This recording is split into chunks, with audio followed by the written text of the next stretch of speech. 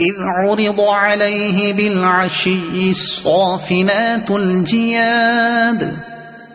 فقال إني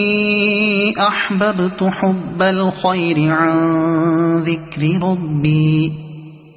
حتى توارت بالحجاب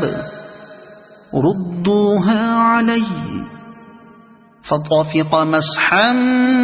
بالسوق والأعناق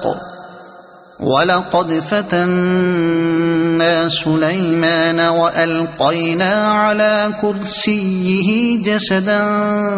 ثم أناب قال رب اغفر لي وهب لي ملكا لا ينبغي لأحد من بعدي إنك أنت الوهاب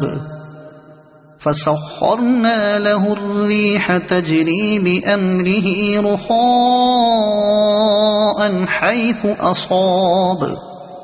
والشياطين كل بناء وغواص وآخرين مقرنين في الأصفاد